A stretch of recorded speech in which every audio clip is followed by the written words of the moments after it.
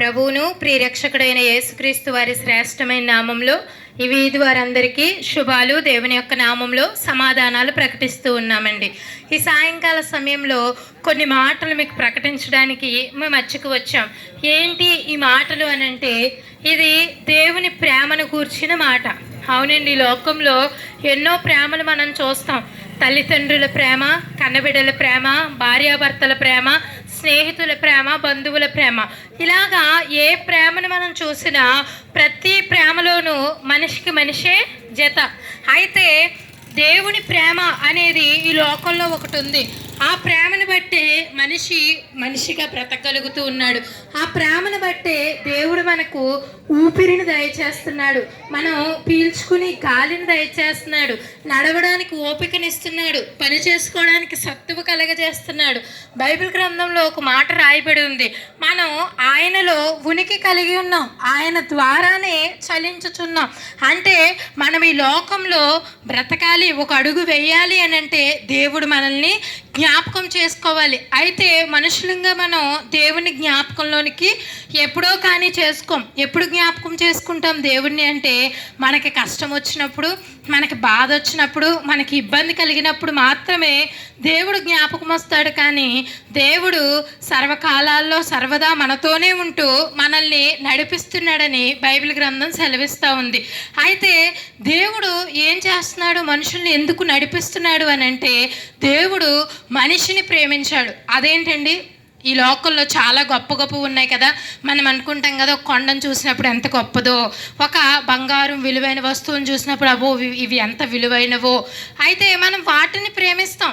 అయితే దేవుడు మనిషిని ఎందుకు ప్రేమించాడు? లోకంలో మనిషి కంటే తెలివైన జంతువులు ఉన్నాయి, అందమైన పక్షులు ఉన్నాయి, ఎన్నో లోకంలో మనకు కంటికి కనిపించేవి, కంటికి కనబడినవి, మనం ఇప్పటి వరకు చూసినవి, చూడలేనివి ఎన్నో ఉండగా దేవుడు మనిషినే ఎందుకు ప్రేమించాడు అని అంటే, దేవుడు మనిషిని తయారు చేయాలన్న ఉద్దేశం ఉన్నప్పుడు తన పోలిక చొప్పున తన స్వరూపంలో నరుణ్ణి చేశాడు అని రాయబడింది. అంటే మనము దేవుని బిడలం కాబట్టి దేవుడు మనల్ని ప్రేమించాడు. అవునండి, మనం ఎలా మన పిల్లల్ని ఎలాంటి పరిస్థితుల్లోనూ ఒక తల్లి ఎలా ప్రేమిస్తుందండి? ఆ బిడ్డ ఎంత మురిగ్గా ఉన్నా ఎత్తుకుని ముద్దులు పెట్టుకుంటూ ఉంటుంది, ఎందుకంటే తల్లి తన కొడుకు అని చెప్పి. అలాగే దేవుడు కూడా మనల్ని తన బిడ్డలుగా చేసుకున్నాడు, మనల్ని ప్రేమిస్తున్నాడు. అయితే ఈ లోకంలో ఉన్న మనకి ఏమైందనంటే, మనలో పాపం ప్రవేశించింది. అది జన్మ పాపము, కర్మ పాపము. దేవుని మాట వినక పాపం అనేది మనిషిలోకి వచ్చినప్పుడు, దేవుడేమో పరిశుద్ధుడు, మనుషులందరూ పాపులైపోయారు. ఇప్పుడు దేవుడు మన దగ్గరికి రావడానికి ఎలాంటి అవకాశం లేదు, కానీ మనం కూడా దేవుడి దగ్గరికి వెళ్ళే అవకాశం లేదు. ఎందుకంటే దేవుడు పరిశుద్ధుడు, మనం పాపులం. కాబట్టి మన పాపం ఎలాగైనా పోయి మరలా మనం దేవుని దగ్గరికి చేరాలి.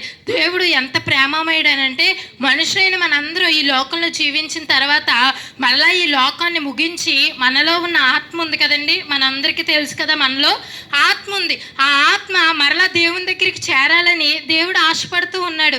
అలాగే ఆశపడిన దేవుడు మనందరం కూడా ఈ పాపం చేసి ఎక్కడికి వెళ్ళిపోతున్నామని అంటే, నరకానికి వెళ్ళిపోతున్నాం. కాబట్టి దేవుడు దాన్ని చూసి తట్టుకోలేక ఏం చేశాడు అని అంటే, మనం ఆయన దగ్గరికి వెళ్ళే దారి ఎలాగూ లేదు కాబట్టి ఆయనే మన దగ్గరకు వచ్చాడు.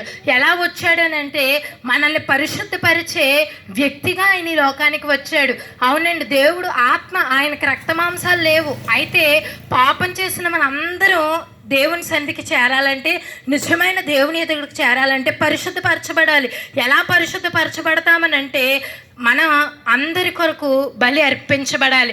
ఆ బలి ఎలాగా మనకి కలుగుతుంది అని అంటే, కోడెల యొక్కలు, మేకల యొక్కయు, ఎడ్ల యొక్కయు రక్తము పాపాలను తీసివేయట అసాధ్యం అని బైబిల్ చెప్తుంది. ప్రతి మత గ్రంథాలు కూడా చెప్తున్నాయి. ఎందుకంటే మనం మేకలం కాదు, మేకల రక్తం మనం సరిపోవడానికి, మనం కోళ్ళం కాదు, మనం ఎడ్లం కాదు, వాటి రక్తం మనకు సరిపోవడానికి, మనం మనుషులం కాబట్టి మనిషి రక్తమే మన కొరకు బలి చేయబడాలి. అయితే ప్రతి మనిషి పాపే కదా, పరిశుద్ధ రక్తం ఎక్కడి నుంచి వస్తుంది?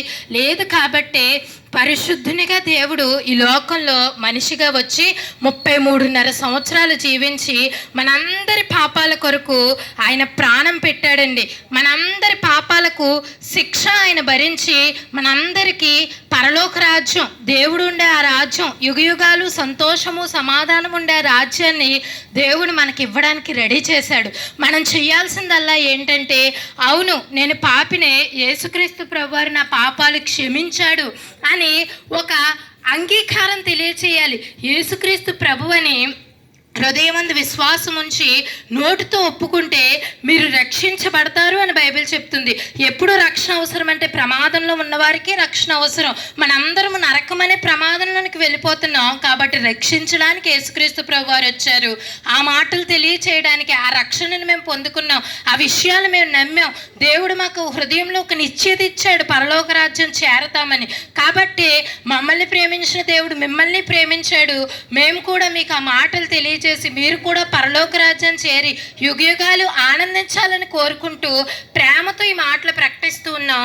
ఇప్పటి వరకు దేవుని ప్రేమను మీరు అర్థం చేసుకోకపోతే, ఈ క్షణమైన దేవుడి ప్రేమను మీరు అర్థం చేసుకుని దేవునికి మీరు హృదయంలో చిన్న చోటు ఇవ్వండి. దేవుడు మీకు సంతోషము సమాధానం ఇస్తాడు. ఈ లోకంలో కావలసిన సమస్తము కూడా ఆయన దయచేస్తాడు. అట్టి కృప, అట్టి భాగ్యం ఈ వీధి వారందరికీ దేవుడు దయచేయునుగాక. ఆమేన్. ప్రేమగల ప్రభువ, పరిశుద్ధులైన మా తండ్రి, మా పరలోక ప్రభు యేసయ్య, మీకు స్తోత్రాలు, వందనాలు. ఈ పునరుద్ధాన దినమందునైన మా వేల్పూరు గ్రామంలో నాయన ఒక ప్రాంతం సువార్త అందించడానికి మీరు కృపనిచ్చారు. స్తోత్రాలయ్యా. ఎక్కడ సువార్త ప్రకటింపబడుతుందో అక్కడ వెలుగు కలుగుతుందని, ఎక్కడ సువార్త ప్రకటింపబడుతుందో అక్కడ చీకటి శక్తులు బంధింపబడతాయని, ఆ ప్రాంత ప్రజలు సుఖ సంతోషాలతో ఆనందం కలిగి ఉంటారని, వారు నెమ్మది కలిగి ఉంటారని, ఆ సువార్త ఎవరైతే నమ్ముతారో, ఎవరి హృదయంలో చేర్చుకుంటారో వారు నిత్యరాజ్యానికి వారసులుకుంటారని మీరు తెలియజేశారు ప్రభా. మా గ్రామంలో ఉన్న ప్రజలందరూ నెమ్మది కలిగి ఉండాలని, సంతోషంగా ఉండాలని, ప్రతి ఒక్కరు ప్రభా ఆనందంగా ఉండాలని, ఈ లోకంలో ఉండగా సంతోషంగా ఉండాలి, ఈ లోకం విడిచిన తర్వాత కూడా ఆ నిత్యరాజ్యానికి వారసులుగా ఉండాలని, ఏ ఒక్కరు సాతానుకి మరి దొరకకూడదని ప్రభా మేము ఆశ కలిగి ఈ దినం ప్రభా ఈ సువార్త ప్రకటించాం. అయితే గ్రామంలో ప్రజలు ఎంతో సహకరించారు నాయన. విన్న మాటలు ప్రభా వారందరి హృదయాల్లో కూడా ఫలింపు దయచేయమని ప్రార్థిస్తున్నాం ప్రభా. సహాయం చేయండి నాయన. ప్రకటింపబడిన ప్రతి మాట తండ్రి వారి హృదయాల్లో నాయన క్రియ రూపం దాల్చినట్లుగా సహాయం చేయండి ప్రభా. ఈ విధంగా సువార్త ప్రకటించడానికి ఎంతో అనుకూల వాతావరణం ఇచ్చారు. అందరూ ఎంతో సహకరించారు ప్రభా. మేమైతే ఇంతటితో నాయన ఇది ముగిస్తున్నాం, కానీ మీరు కార్యం చేయండి ప్రభా. ప్రతి ఒక్కరిని మీరు ఆదరించండి, ప్రతి ఒక్కరిని ఆశీర్వదించండి, ప్రతి ఒక్కరికి మేలు చేయండి ప్రభా. నాయన ప్రతి కుటుంబాన్ని నాయన ఆశీర్వదించండి, మా గ్రామాన్ని ఆశీర్వదించండి, మా గ్రామంలో ఉన్న వారందరినీ ఆశీర్వదించండి, మా గ్రామ నాయకులను ఆశీర్వదించండి, మా గ్రామ పెద్దలను ఆశీర్వదించండి. మా గ్రామంలో ప్రతి ఒక్కరికి నెమ్మది దయచేయమని, ప్రతి కుటుంబానికి మేలు చేయమని నాయన ప్రతి ఒక్కరు ప్రభా నిన్ను వారి హృదయంలో చేర్చుకుని ఆ నిత్యరాజ్యానికి వారసుకుండే భాగ్యం దయచేయమని మేమైతే ఇంతటితో ముగించి వెళ్తున్నాం, కానీ మీరు కార్యము చేసి మీరు మహిమ పొందమని, అలాగే సువార్తలో పాలు పొందిన ప్రతి ఒక్కరిని మీరు ఆశీర్వదించి దీవించండి ప్రభువా.